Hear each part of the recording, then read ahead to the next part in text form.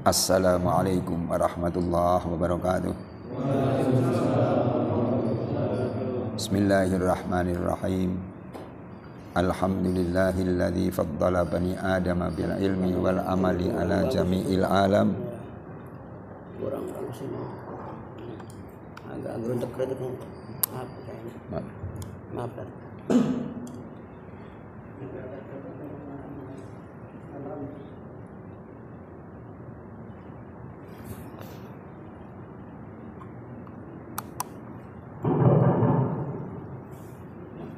Diulang ya. Bismillahirrahmanirrahim. Alhamdulillahilladzi faddala bani adama bil ilmi wal amali ala jami'il alam.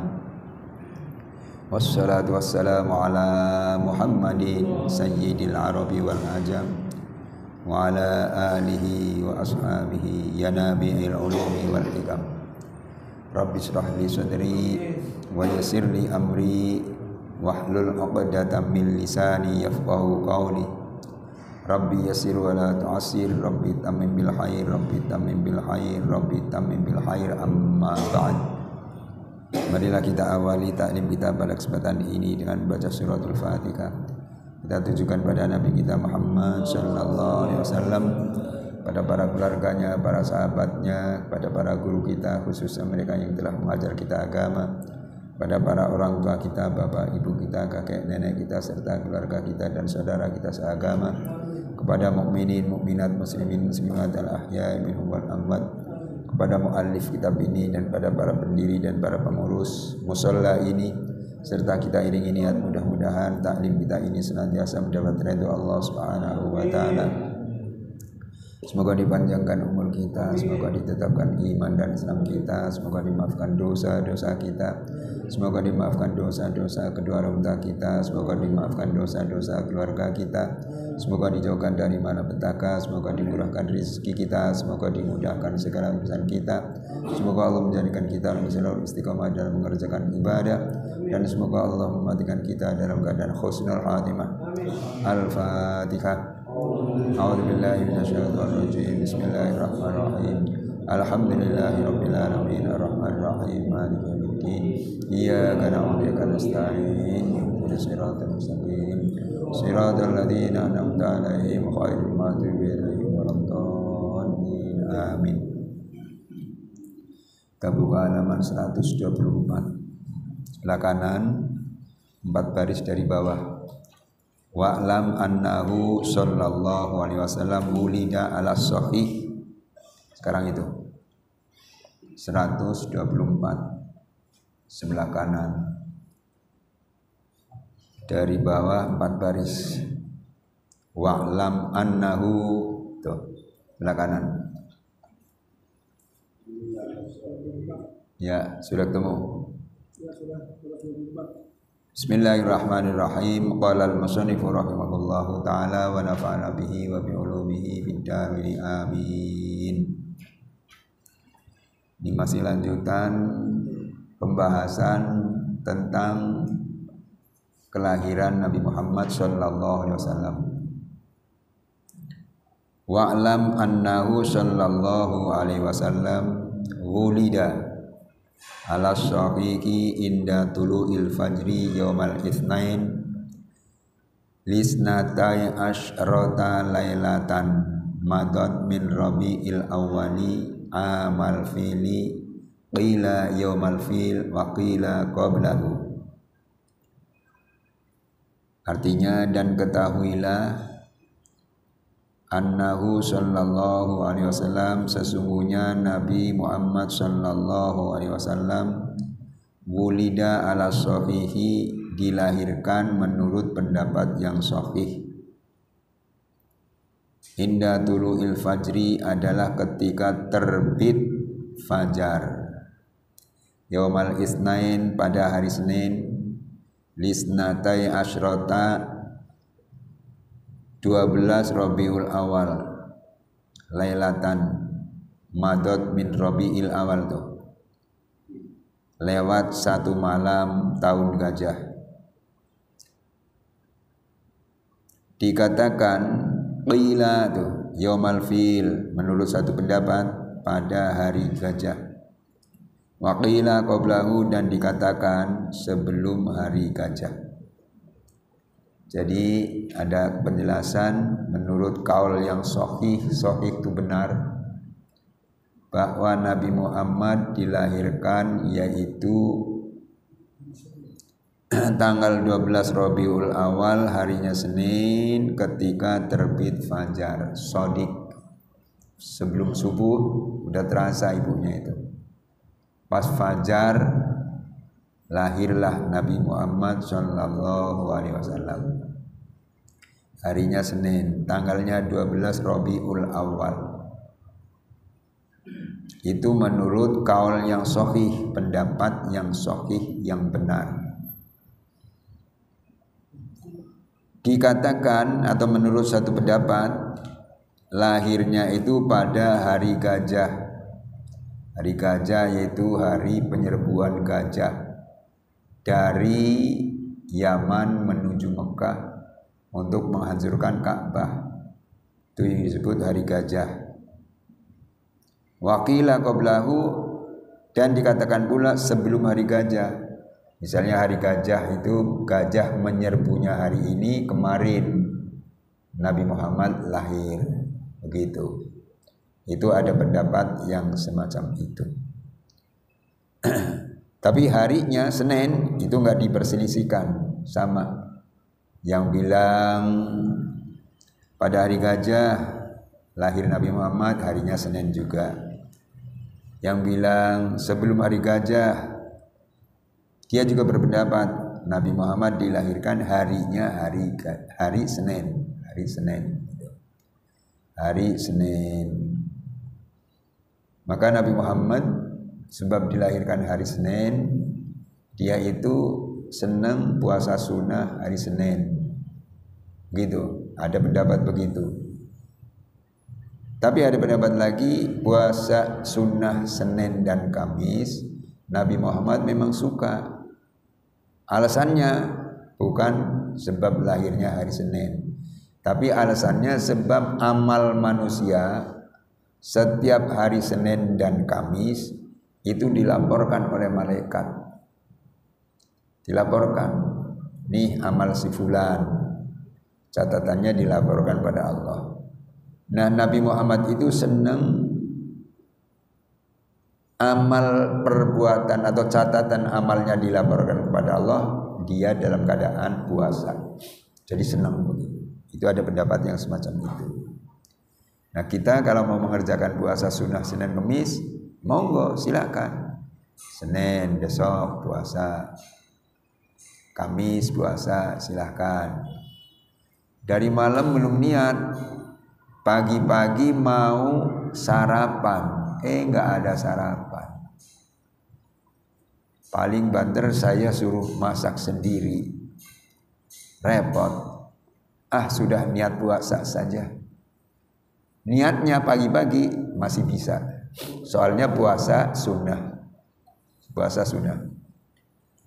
Tapi kalau niatnya sesudah lohor, nggak boleh. Kalau niatnya sebelum lohor masih bisa. Yang penting dari fajar sampai jam 11 misalnya, itu belum mengerjakan sesuatu yang membatalkan puasa. Makan belum, minum belum mengerjakan sesuatu yang membatalkan puasa. Saat itu niat boleh. Mau makan pagi nggak ada makanan, niat aja dah, niat puasa hari Senin, begitu. Itu bisa.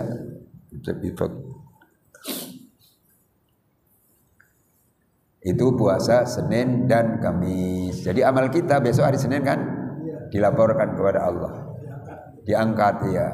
Nih laporan pada Allah, puasa si fulan, puasa amal perbuatan si fulan, begitu. Nah, Nabi Muhammad senang amal perbuatannya dilaporkan kepada Allah dalam keadaan puasa, gitu tuh. Kita teruskan halaman 125.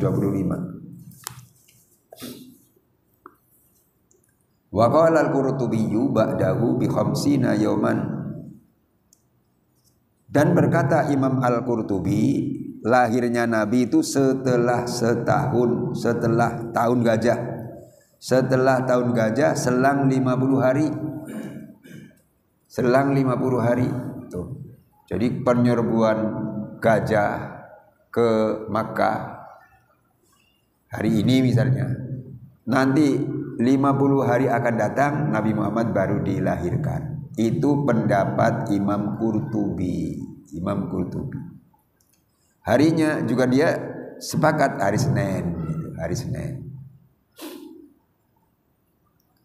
Wa wulida sallallahu alaihi wasallam rafi'an basarahu ila samai wadi'an yadaihi bil ardi makhulan nadhifan masruran ay maqtu as-sirri mahtunan ay ala suratil mahtun. Nabi Muhammad sallallahu alaihi wasallam dilahirkan dengan menatap pandangannya ke langit. Nabi lahir, matanya terbuka, menatap pandangannya ke langit. Iya, langsung melek, melihat ke langit. Begitu. Meletakkan kedua tangannya ke bumi, tangannya diletakkan ke bumi. Terlentang. Gitu terlentang, pandangannya ke langit, tangannya letakkan ke bumi.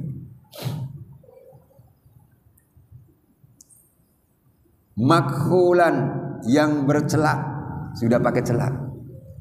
Celak mata, sifat mata ya. Ya, pakai sifat mata. Siapa yang pakaiin? Ya mungkin malaikat. Pakaiin gitu. Kalau bayi lahir sekarang kan nggak ada yang pakai celak ya. Iya, apalagi bagi bayi baru lahir, orang tuanya juga jarang pakai celak. Tuh pakai celak. Makhulan. Yang bercelak tuh. Nadhifan yang bersih. Bersih, badannya bersih, rambutnya bersih, nggak ada kotoran, nggak ada cairan-cairan yang kena ke badannya, itu nggak ada. Ke rambutnya nggak ada. Kalau bayi biasa ya termasuk kita waktu lahir itu kan ada ya cairan-cairan, bahkan kadang-kadang kena percikan darah begitu. Itu orang biasa, manusia biasa. Lalu Nabi Muhammad tidak, nazifan, bersih, masya Allah. Masruron, ay makatu as-sirri, yang terpotong pusernya terpotong, yakni telah terpotong tali pusernya. Kalau orang sini bilang ari-ari gitu ya, ari-arinya itu sudah terpotong. Jadi begitu lahir, kecuali matanya melihat menatap ke atas, tangannya ditaruh ke tanah bumi, dia dalam keadaan berselak, selak ya namanya, ya berselak. Dia bersih, dia sudah dihitan, sudah terhitan, sudah dihitan tuh. Itu Nabi Muhammad dihitan. Orang umum nggak ada ya, lahir sudah hitan, nggak ada. Masih ada kulupnya, bahasa Arabnya kulful. Tutupnya itu bahasa Arabnya kulf. Masih ada kulufnya kalau orang biasa. Nabi Muhammad tidak. Maktu as-suri mahtunan. Ay ala suratil mahtun, yakni dalam bentuk telah dihitan. Masya Allah. Itulah. Wakila khotanahu jadduhu sabi'a wiladatihi. Ada yang mengatakan beliau dihitan oleh kakeknya pada hari ke-7 kelahirannya. Tuh. Jadi ada yang mengatakan yang menghitan Nabi Muhammad adalah kakeknya. Siapa kakeknya? Abdul Muttalib. Kapan? Sabi'a wiladatihi, pada hari ke-7 lahirnya. Misalnya hari ini lahir, terus itu sampai hari 7, hari ke-7 itu disunat oleh kakeknya. Senin misalnya lahirnya kan, Senin, Selasa, Rabu, Kamis, Jumat, Sabtu, Ahad. Ya, Ahad itu hari ke-7 dihitan oleh kakeknya. Itu ada yang mengatakan begitu, Jadi yang menyunatin adalah kakeknya. Berarti kalau hari ke-7 masih bayi sekali. Iya masih bayi, masih kecil. masih kecil. Maka di Indonesia juga ada anak yang masih kecil, lahir berapa hari, berapa minggu itu langsung disunat ada. Orang Jawa Barat senang nyunatin anaknya juga masih kecil gitu, masih kecil disunat. Beda dengan Jawa Tengah, disunatnya tamat SD. Udah umur berapa? 12 tahun ya? Iya, 12 tahun ada begitu. Apa alasannya? Alasannya biar hatam Quran dulu. Biar anak saya hatam Quran, nanti sudah hatam Quran disunnah. Nah, malam sunnahnya, misalnya sunnahnya besok pagi, hari ini, malam ini suruh baca Quran, namanya hataman Al-Quran. Suruh baca, ada temannya gitu. Hatamannya dibaca surahnya dari wadduha wal laili idza saja sampai selesai. Begitu. Gantian dia baca wadduha wal laili idza saja, nanti temannya baca surah seterusnya. Ganti lagi begitu. Itu ada alasan begitu. Maka untuk bikin giat anaknya ngaji, kamu enggak saya sunat kata bapaknya kalau belum hatam Quran. Kalau sudah hatam Quran baru saya sunat. Oh, jadi ada hiroh, ada himmah, cita-cita tinggi. Saya harus baca Quran hatam, ngaji dengan tekun, dengan benar-benar saya ngaji biar saya tamat Quran nanti disunah oleh bapak saya. Begitu tuh, ada alasannya. Wa jumi'a bainahuma bi annahu yajuzu ayyakuna wulida mahtunan khitanan khairatamin kama huwal ghalibu fil mauludi mahtunan fatamma ma jatu khitanahu.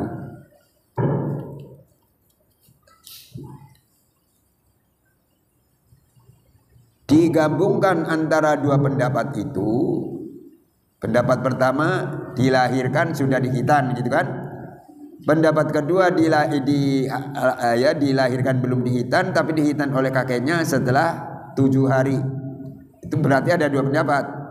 Nah, sekarang dua pendapat itu digabungkan antara dua pendapat itu dengan kesimpulan boleh terjadi beliau Nabi dilahirkan sudah dihitan, sudah berhitan tapi belum sempurna. Seperti pada umumnya bayi yang telah dihitan sewaktu lahir. Lalu kakek beliau menyempurnakan hitanannya. Tuh, jadi digabung. Ada yang mengatakan satu dihitan lahir sudah dihitan. Ada yang mengatakan begitu. Tapi ada yang mengatakan yang menghitan Nabi adalah kakeknya ketika lahir sudah 7 hari. Sekarang digabung dua pendapat itu. Digabung. Jadi digabungnya bagaimana? Boleh jadi dia lahir sudah dihitan tapi belum sempurna, baru dikit. Sudah hitan tapi baru dikit. Nah, hari yang ke-7 hitanannya itu disempurnakan oleh kakeknya. Boleh jadi begitu tuh. Boleh jadi. Jadi menyempurnakan hitan itu Nabi juga pada hari ke-7 kelahiran Nabi. Itu kalau digabungkan dua pendapat begitu. Wakila khawtanahu Jibrilu yawma syukka qalbuhu inda murdiatihi Halimah. Ada yang mengatakan beliau dihitan oleh malaikat Jibril pada hari hati beliau dibedah ketika atau masa beliau disusui oleh Halimah. Ada yang mengatakan begitu. Ketika disusui oleh Halimah, Nabi Muhammad udah bisa lari. Datang Jibril. Begitu datang Jibril, Nabi Muhammad dipegang, dibelah dadanya, dibersihkan hatinya. Nah, ada yang mengatakan yang menghitan Nabi itu Jibril ketika Nabi Muhammad tuh dibelah perutnya, sekalian dihitan oleh Jibril. Itu ada pendapat lagi semacam itu. Jadi mana yang benar? Insya Allah semuanya benar begitu ya. Iya, semuanya benar.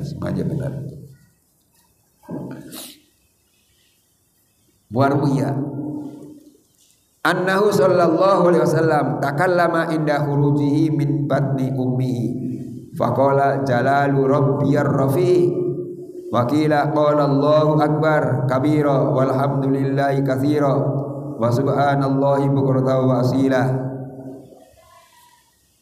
Diriwayatkan sesungguhnya Nabi Muhammad sallallahu alaihi wasallam berbicara saat keluar dari perut ibundanya. Beliau berucap, keagungan Tuhanku yang tinggi, jalalu rabbi, itu keagungan Tuhanku ar-rafi yang tinggi. Dan dikatakan menurut Qil dhaif, tapi ini dhaif. Beliau bersabda, Allah maha besar, Allahu akbar tuh, Allah maha besar, kabiro dengan benar-benar besar, walhamdulillahi katsira segala puji bagi Allah, wa subhanallahi bukratan wa asila. Saya ulangi, segala puji bagi Allah dengan sangat banyak dan maha suci Allah di waktu pagi dan sore. Begitu tuh. Ada keterangan, ada riwayat bahwa ketika Nabi dilahirkan sudah bisa berbicara. Sudah bisa berbicara. Ucapan yang pertama kali diucapkan oleh Nabi Muhammad ialah jalalu rabbiyar rafi. Jalalu rabbiyar rafi.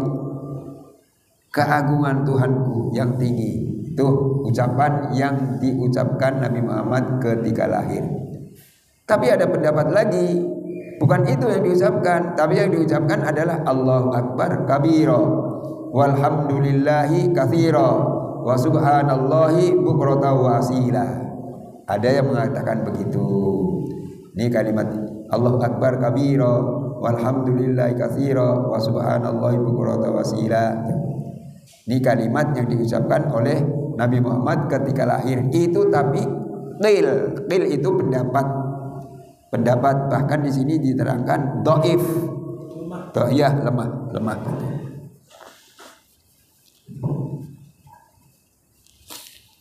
Kalau manusia biasa nggak ada lahir dalam keadaan ya langsung bisa ngomong gitu kan. Paling bagaimana? Nangis ya. Iya, paling nangis. Begitu lahir nangis. Oi, begitu ya. Itu ada yang mengatakan sebetulnya itu bukan oi. Apa? Itu bahasa Arab. Bahasa Arab, iya, cuma nggak jelas dia soalnya bayi. Kalau yang jelas bacanya bagaimana itu yang diucapkan? Aina. Jadi oi, aina gitu. Maksudnya bagaimana aina? Kemana saya, atau di mana saya, begitu. Kok begitu, di mana saya, atau kemana saya? Ya tadinya kan ada di perut ibu, di rahim, dalam keadaan tenang, nggak memikirkan apa-apa tuh, nggak ingin minum, nggak ingin makan, begitu, dalam perut ibu rahim. Akhirnya dilahirkan. Setelah dilahirkan, ya Allah, ada sinar matahari, ada suara bising begini, macam-macam. Maka dia berkata tuh aina. Ada yang mengatakan begitu. Betul atau tidak? Wallahu a'lam, begitu tuh. Iya kan?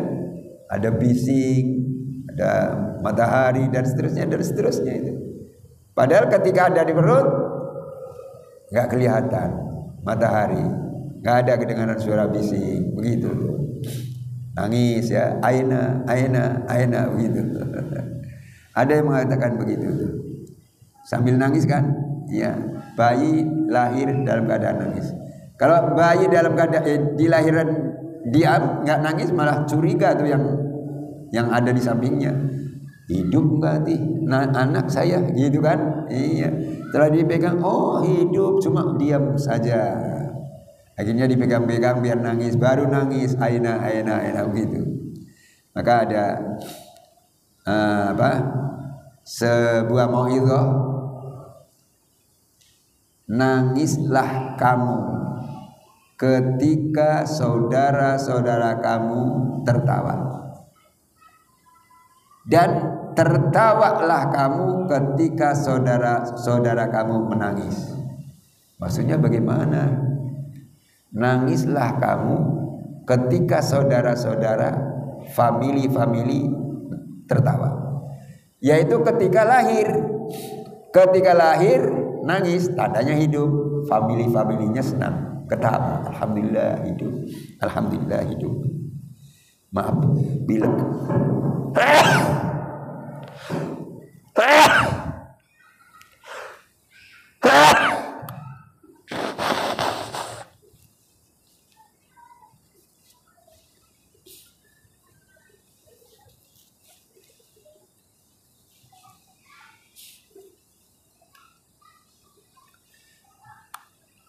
Jadi begitu tuh.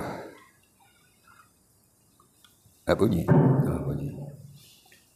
Nangislah kamu ketika saudara-saudara tertawa.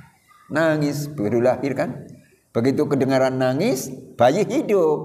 Saudara-saudaranya yang ada di sampingnya, alhamdulillah bayinya hidup, bayinya seger. Tapi tertawalah kamu ketika saudara-saudara kamu, famili kamu menangis. Kapan? Ketika meninggal. Emang bisa orang meninggal ketawa? Bukan ketawa terbahak-bahak, tapi senyum lantaran melihat sorga. Iya, sebab orang yang mau meninggal itu diperlihatkan oleh Allah tempat kembalinya nanti kemana. Sorga ahli ibadah, tuh sorga tempat kamu. Senyum, gak terbahak-bahak, senyum. Nah saat senyum itu dicabut nyawanya oleh Israel. Senyum kan? Ini meninggal, senyum. Tapi saudara-saudaranya membleh. Apa membleh? Nangis. Ya Allah, meninggal tuh. Diperlihatkan tempat kembalinya. Ahli ibadah sorga, senyum. Tapi kalau ahli maksiat diperlihatkan juga neraka tuh tempat kamu, neraka. Melihat cemberut, lagi cemberut begitu, dicabut nyawanya oleh Israel. Tambah cemberut tuh. Maka jangan sampai begitu. Usahakan ketika kita nanti meninggal dunia senyum. Emang bisa dari amal perbuatan kita, ibadah kita, ngaji rajin, sholat berjamaah rajin, begitu kan? Puasa Senin Kamis rajin, ada rezeki datang Idul Adha ya, membeli sapi, membeli kerbau, membeli kambing untuk kurban. Itu amal kita yang akan menjadikan kita senyum ketika nyawa kita dicabut oleh Israel. Begitu tuh ada mau itu hasanah begitu tuh. Jadi saya ulangi, nangislah kamu ketika atau di tengah-tengah saudara-saudara kamu tertawa. Nangis baru lahir, saudara-saudaranya tertawa. Tertawalah atau senyumlah kamu di tengah-tengah saudara-saudara kamu nangis. Ketika meninggal kita senyum lantaran melihat sorga. Sedangkan saudara-saudaranya sedih. Masya Allah gitu. Kita teruskan. Waruyal khilafu fi mahalli khurujihi sallallahu alaihi wasallam min batni ummihi. Diriwayatkan terjadi perselisihan pendapat mengenai tempat keluar lahirnya Nabi Muhammad sallallahu alaihi wasallam dari perut ibunya. Tuh, lahirnya pun melalui apa itu ada perselisihan. Apa dari perut langsung atau dari jalan umum? Ada yang mengatakan begitu. Tuh diperselisihkan juga. Ini ada keterangannya, faqila innahu kharaja minal mahallil mu'tad. Maka ada yang mengatakan beliau keluar atau lahir dari tempat biasa seperti umumnya manusia. Tuh. Ada yang mengatakan begitu. Nabi Muhammad lahirnya dari jalan yang biasa, yang umum seperti manusia lahir. Maaf, dari kemaluan ibunya, begitu kan? Iya, ada yang mengatakan begitu. Kalau nggak lahir dari itu lewat mana gitu? Pasti lewat situlah. Itu ada yang mengatakan begitu. Wakila innahu kharaja min tahti surratiha. Dan ada yang mengatakan beliau keluar atau lahir dari bawah pusar ibunya. Ini pusar. Terus ke bawah sekali mentok, kemaluan kan? Iya, ada yang kemaluan. Ada yang mengatakan Nabi Muhammad itu lahirnya dari bawah pusarnya, pusar ibu. Ini pusar bawah sedikit, nggak sampai ke kemaluan. Ada yang mengatakan begitu, lahirnya dari situ. Lah kan rapat begitu. Kata yang berpendapat begitu, rapat memang rapat. Tapi kalau Allah menghendaki kan bisa, menghendaki bisa. Itu ada yang mengatakan begitu. Ada yang mengatakan begitu. Kalau Allah sudah punya kehendak, apa saja kan bisa terjadi kan? Iya, apa saja bisa terjadi. Terus fatta'ammutu fil hali wa ma la ilaha hadza syekhuna Muhammadun hasbullah. Adapun pendapat yang mengatakan bahwa kelahiran beliau dengan seketika diragukan dan cenderung kepada pendapat ini guru kami Muhammad hasbullah. Maksudnya ketika dia dilahirkan dengan seketika itu cenderung kepada itu diragukan. Tapi ada yang condong dengan pendapat itu, yaitu guru kaminya musonif nih, musonif atau pengarang kitab ini, yaitu Syekh Muhammad Hasbullah. Maksudnya seketika bagaimana? Begitu terasa lahir gitu. Ibunya terasa lahir. Ada yang mengatakan begitu. Oh, jadi lahir enggak terasanya enggak seperti orang umum, enggak. Orang umum kan ada ya, terasa mau melahirkan sehari udah terasa belum lahir-lahir. Iya, belum lahir-lahir. Bahkan ada yang lebih, ada yang 2 hari udah terasa, udah gelisah, tidur sana sini belum lahir, ada. Tapi ibu Nabi Muhammad SAW begitu terasa ingin melahirkan, langsung lahir Nabi Muhammad SAW. Itu ada pendapat yang semacam itu. Ini yang bunyi tanda masuk waktu atau bukan? Oh belum. Oh iya, kirain tanda masuk waktu. Ya. Kita buka halaman 126. Sebentar, pilek banget Masya Allah.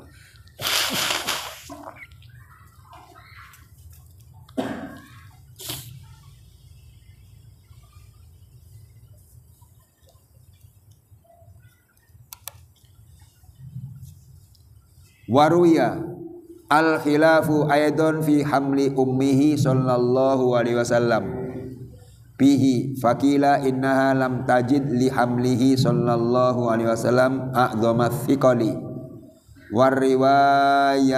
warriwayatul masyhuratu annaha lam tajid lidzalika syai'an. Terjadi perselisihan riwayat juga tentang kehamilan ibunda Nabi Muhammad sallallahu alaihi wasallam saat mengandung beliau. Maka dikatakan ibundanya saat hamil tidak mendapat beban yang sangat berat. Riwayat yang terkenal adalah sesungguhnya ibundanya saat mengandung beliau itu tidak mengalami kesulitan apapun. Tuh. Jadi ketika ibunya hamil, tuh, ketika ibunya hamil, tuh, terjadi perselisihan riwayat juga tentang kehamilan ibunda Nabi Muhammad saat mengandung beliau. Maka dikatakan ibundanya saat hamil tidak mendapat beban yang sangat berat. Jadi nggak ada terasa berat, nggak ada apa ya. Kalau baru pertama hamil kan orang apa? Ngidam. Ngidam. Itu enggak. Orang ngidam tuh macam-macam ya. Orang ngidam. Kagak musim kedong-dong. Inginnya apa? Kedong-dong. Suaminya suruh nyari. Ya dikubak-kubak tuh pasar. Gak ada kedong-dong. Ya Allah gimana? Gak ada. Ada yang semacam itu. Loh, ibu Nabi Muhammad tidak. Tidak mengalami semacam itu tuh. Tidak mengalami atau tidak mendapatkan beban yang sangat berat. Tapi ada riwayat yang sangat terkenal adalah sesungguhnya ibundanya Nabi Muhammad saat mengandung beliau itu tidak mengalami kesulitan apapun. Ini riwayat yang sangat benar, yang terkenal begitu tuh. Jadi ada 2 pendapat. Wa jumi'a bainar riwayataini bi annal awwala fi awwalil habli wal akhara fi akhirih. Litaqa'a mukhalafatul adati itu betulnya fihima hatta yu'lama anna kulla umurihi sallallahu alaihi wasallam khariqatun lil adati. Digabungkan 2 riwayat. Digabungkan 2 riwayat ini dengan kesimpulan bahwa sesungguhnya yang pertama tidak merasakan beban berat gitu adalah pada awal kehamilannya. Jadi awal kehamilannya nggak merasa beban berat, enteng-enteng saja begitu. Jadi awal kehamilannya tidak merasakan beban berat. Keterangan yang semacam itu adalah pada awal kehamilan. Awal kehamilan nggak merasakan beban berat. Dan pendapat yang terakhir yang dimaksud tidak merasakan beban sedikit pun adalah pada akhir kehamilannya ketika mau melahirkan. Akhir kehamilannya, supaya terjadi perbedaan kebiasaan atau ketidakumuman, sehingga diketahui bahwa semua urusan beliau Sallallahu Alaihi Wasallam di luar kebiasaan. Tuh. Jadi ada yang mengatakan ketika hamil Siti Aminah, ibunya kan Siti Aminah ya, merasa beban berat, itu ada yang mengatakan merasa beban yang berat itu pada awal kehamilannya. Terus ada yang mengatakan itu pada akhir kehamilannya. Itu ada yang mengatakan begitu.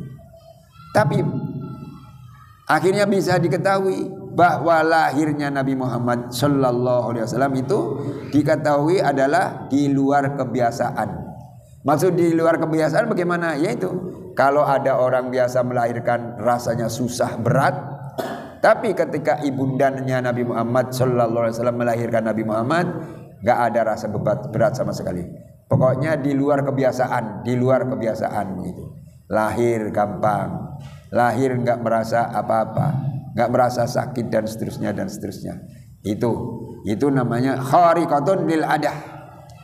Kama qala Ibnu Hajar, qalat Aminatu lamma madha li minal layali wal ayyami tis'atu ashhurin alat tamami akhadhani ma ya'khudun nisa minat talqi walam yadri bi ahadun minal khalqi wa inni wahidatun fi manzili wa Abdul Muttalibi fi tawafihi la ya'lamu inqida'a hamli inqida'a habli ra'aitu qit'atan minat tayri manakiruha minal yaqutil ahmar qad khatat hijrati bi ajniatin kazzamrodil ahdar. Sebagaimana berkata Ibnu Hajar, Aminah ibunya Nabi nih berkata, jadi Aminah ibu Nabi berkata ketika melahirkan, setelah ku lewati beberapa malam dan siang hingga sempurna 9 bulan, tuh ketika hamil dilewati 1 malam, 1 hari, 1 malam, 1 hari sampai 9 bulan. Aku merasakan apa yang dirasakan oleh para wanita lain, berupa rasa sakit waktu akan melahirkan. Jadi beliau sendiri mengatakan ketika aku mau melahirkan, aku punya rasa juga seperti perempuan-perempuan lain merasakan. Perempuan lain mau melahirkan ada rasanya begini, saya juga rasanya begini. Begitu waktu akan melahirkan. Dan tiada satupun makhluk yang mengetahui keadaanku. Jadi ketika dia mau melahirkan tidak ada diketahui oleh siapapun. Aku sendirian di rumahku, sendirian di rumah mau melahirkan lagi, Masya Allah. Sedangkan Abdul Muttalib, siapa itu? Kakeknya dalam tawafnya, kakeknya lagi tawaf mengelilingi Ka'bah. Jadi tidak tahu bahwa Nabi Muhammad lahir. Dia dalam keadaan tawaf. Ia tidak mengetahui kehamilanku telah terakhir. Jadi kakeknya sendiri tidak tahu bahwa hari itu menantunya, Aminah kan menantunya ya, dia hamilnya hamil hari terakhir. Tidak tahu tuh. Jadi ketika melahirkan dia sendiri, nggak ada yang mengetahui, satu pun nggak ada, sampai mertuanya pun tidak tahu, sebab lagi tawaf, begitu. Nah ketika itu Aminah melihat, aku melihat seekor burung yang paruhnya dari yakut berwarna merah yang menutup kamarku dengan sayap-sayapnya yang seperti zamrud hijau. Ketika Aminah mau melahirkan, jendela-jendela berarti. Di jendela itu ada burung gede itu, seekor burung yang paruhnya dari yakut, iya dari batu yakut tuh. Sekarang ada menteri agama namanya yakut ya, yakut tuh. Itu nama batu tuh, nama batu. Jadi burung itu paruhnya dari yakut, warnanya merah, nutupin pintu-pintu itu. Saking gedenya ya. Ini ada pintu misalnya atau jendela kan panjang sana, tapi tertutup semuanya oleh burung itu. Tertutup tuh. Jadi dilihat dari kamarnya itu dengan sayapnya seperti zamrud hijau. Sedangkan sayapnya zamrud hijau. Yang kenal batu ini apa namanya? Batu cincin kenal, oh ini zamrud, oh ini yakut, oh ini apa namanya? Banyak namanya saya nggak tahu tuh. Iya. Jadi paruhnya seperti yakut merah, sedangkan sayapnya itu seperti zamrud hijau. Itu burung nutupin pintu atau jendela rumah Siti Aminah ketika melahirkan Nabi Muhammad Sallallahu Alaihi Wasallam. Nah, sampai di sini dulu ya pengajian kita. Waktunya habis. Mudah-mudahan ada manfaatnya. Insya Allah giliran akan datang bisa kita sambung kembali.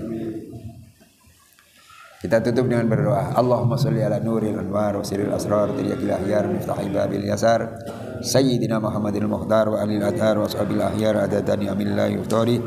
Allahumma ja'alna wa uladana min ahlil ilmi wal khair wa la taj'alna wa iyyahum min ahli syarri wal dhair. Innaka ala kulli syai'in qadir. Allahumma a'inna ala dzikrika wa syukrika wa husni ibadatik. Allahumma ij'al jam'ana hadha jam'an marhuma wa tafarraqana min ba'dihi tafarruqan ma'suma wa la taj'al fina wa la ma'ana syaqiyan wa la madrudan wa la mahruma bi rahmatika ya arhamar rahimin. Rabbana anzilna munzilan mubarakan wa anta khairul munzilin. Rabbana atina fid dunya hasanah wa fil akhirati hasanah wa qina adzabannar. Rabbana arzuqna taqwa wal istiqamah wal qanata wa husnal khatimah. Wa sallallahu ala sayyidina Muhammadin wa alihi wa sahbihi ajmain walhamdulillahi rabbil alamin. Assalamualaikum warahmatullahi wabarakatuh.